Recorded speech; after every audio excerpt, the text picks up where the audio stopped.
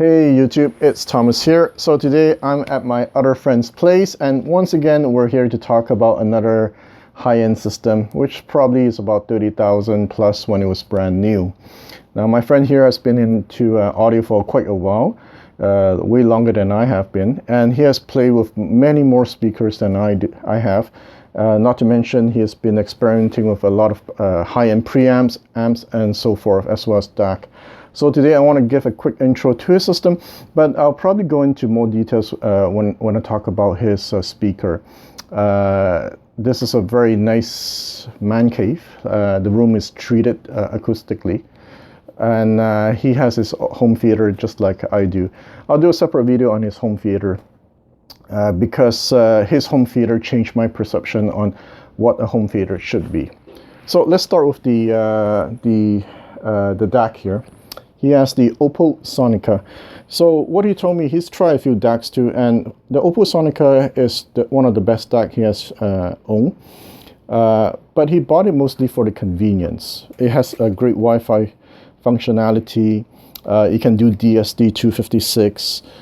You can play directly in the Windows, meaning that you can play YouTube clips with it. Now the reason I say that is because, for example, my Exosound E28, you cannot do that. It only has ASIO drivers, but this one, despite having the ESS Sabre chipset, can play YouTube clips no problem. It's a very nice unit. It's really big, as you can see, compared to my Exosound E28. It's probably like twice the size. So next, let's talk about his preamp. This is the Coincident Statement Linestage. If you look at it, it's like there's two units, right? You have the power supply unit, and then you have the main unit. I like the tubes on it. They look like light bulbs. They're actually 101D tubes. The power supply, from what I read, it is good enough that it can power actually a 100-watt amp. So very good like power supply here, and just to supply this main unit, right? Now this is the one with the remote control, and from what he told me, what stands out with this preamp is that it has very big soundstage and amazing mid-range. Now, as I mentioned in the past, right, you can read any reviews on any preamp at any price point, and people would talk about, oh, it's great with its soundstage, it has good clarity, good separation, very transparent, and blah blah blah, right? So for me, everything is relative, right? So when we say big soundstage, relative to which preamp? So other preamps he's tried are like the Modrite LS100, the Dodge 8. So the LS100 Modrite is better than the Audio Research LS16. Yeah, that's it. Better than the Audio Research SP8. So if you're somebody who's familiar with that class of preamp, then this one is above that. You're talking about 5,000 to 7,000, I think 5,000 to 6,000 US when it was new. So this is one serious preamp here. So when he tells me that the soundstage is really big, it's big, and the vocals coming from these preamp are amazing. So next, let's talk about his amp. This is a Passlab X30.5. What's amazing about it is that its first 30 watt is in pure class A. There's pros and cons to it though. At my place, we tried it once driving my Pioneer S3EX, right? That's like an 86 dB efficient speaker. It worked fine, but compared to my Bel Canto 1000 watt amp, you can tell that there is a difference, meaning the Bel Canto was able to drive the less efficient speaker really smooth, much more smooth than this Passlab, right? So when you get a Passlab amp like this, and this is like a 5,000 to 6,000 amp, you need really, really good efficient speakers to go with it, which he has, which I'll talk about after. They're the Gemme Katanas, and those are 94 dB speakers. So what's the strength of the Passlab? It is tube sounding. It is very accurate. It's not bright, and it's very well balanced. So it doesn't exaggerate the highs, doesn't exaggerate the low.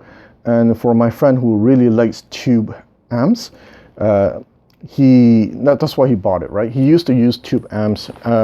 He always thought that there's no way solid state can approach tube's performance. And once he tried this Passlab, he sold off his tube amp. So this is really tube-ish sounding.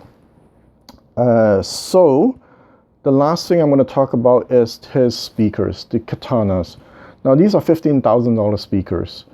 Unfortunately, the company is no more. Like, these are not speakers that's going to shake your house, right? Bass is not its strong point. It does have bass though. These speakers are really made for voice.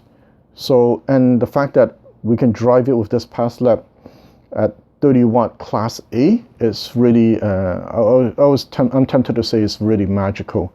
And out of all the speakers I listen to when it comes to voice, I mean, this rank one of the top. All right, so the full name actually of the speaker is the Gemme Katana Itokawa version 3. It comes with Akuton 6-inch mid-range and a scan speak tweeter. Now, what's really interesting also about this speaker is that the crossover is external. Originally, it came with one crossover. The previous owner actually hired somebody to build, to separate the crossover, so he has two separate boxes.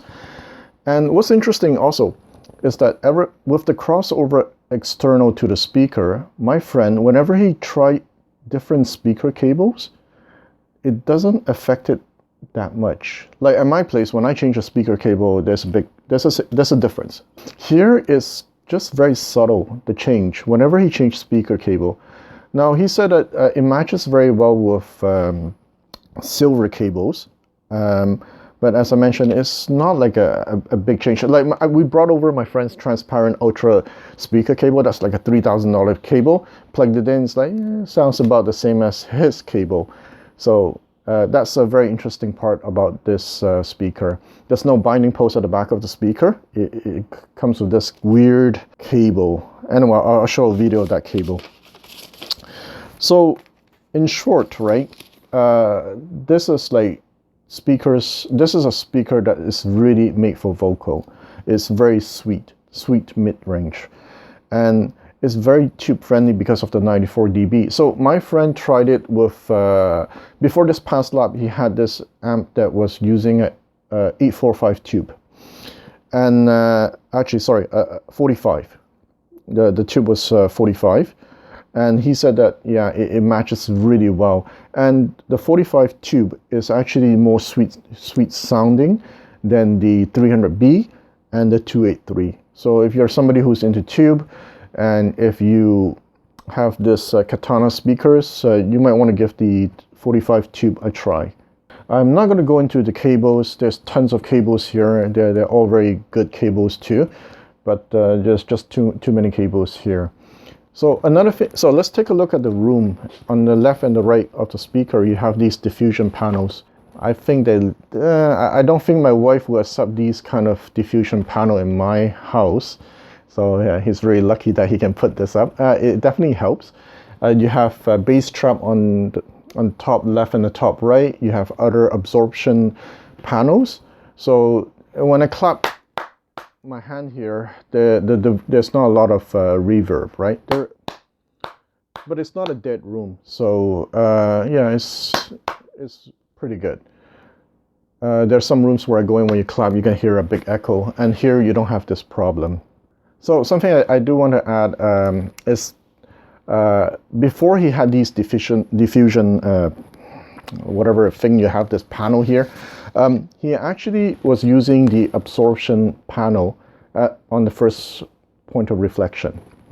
And he said that ever since he got this diffusion panel, it helped improve the imaging, and right away there was a big improvement in the soundstage too.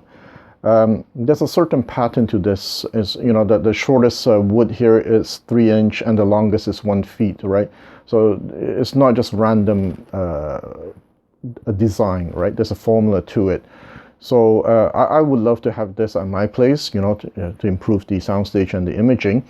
But as I mentioned, there's no way my wife is going to let me put that in. So I think I'll wrap it up at this point here. I'll make a separate video on his home theater. Yeah, so till next time. Okay, thanks.